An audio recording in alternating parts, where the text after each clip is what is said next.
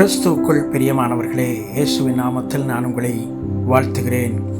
ஏசாயா தீர்க்கதரிசன புஸ்தகம் 54வது அதிகாரம் 8வது வசனத்தை பார்க்கின்ற பொழுது, ஆனாலும் நித்திய கிருபையுடன் உனக்கு இறங்குவேன் என்று ஆண்டவர் சொல்லுகின்ற வார்த்தைகளை இன்றைய நாட்களில் நாம் பார்க்கின்றோம். இமைப்பொழுது உன்னை நான் கைவிட்டேன், ஆனாலும் உருக்கமான இரக்கங்களால் உன்னை சேர்த்துக் கொள்வேன் என்று சொல்லி ஆண்டவராகிய கர்த்தர் சொல்லுகின்றவராக இருக்கின்றார்.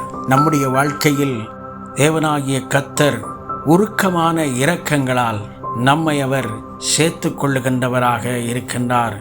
நம்முடைய வாழ்க்கையிலே சில நேரங்களில் கலங்கி நிற்கின்ற பொழுது, திகைத்து நிற்கின்ற பொழுது, செய்வதறியாது நிற்கின்ற நேரங்களில் தேவனாகிய கர்த்தர் ஒருவர் மாத்திரமே நம்மை ஆற்றவும் தேற்றவும் நம்முடைய வாழ்க்கையில் வழிகளை காட்டி நடத்தக்கூடியவருமாக அவர் இருக்கின்றார்.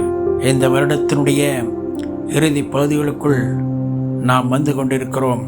ஆகவே ஆண்டவராகிய கர்த்தர் இதுவரைக்கும் நம்மை நடத்தி வந்த வழிகளை நினைத்து நாம் ஆண்டவராகிய கர்த்தருக்கு நன்றி செலுத்த கடமைப்பட்டவர்களாக இருக்கிறோம்.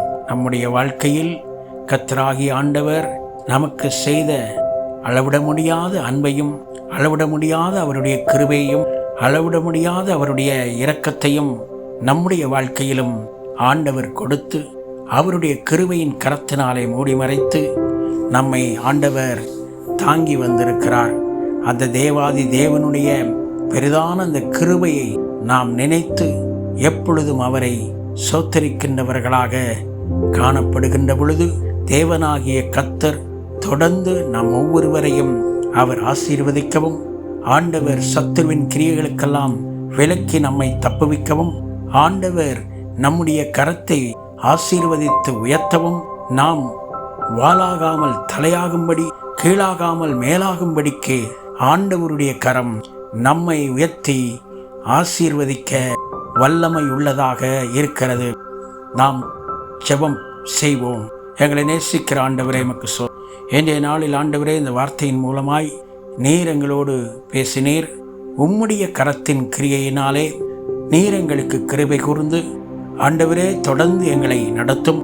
பொல்லாப்பு எங்களை அணுகாதபடி நீரே எங்களை காத்துக்கொள். இயேசு கிறிஸ்துவின் நாமத்தில் கேட்கின்றோம், ஜீவனுள்ள நல்ல பிதாவே, ஆமேன்.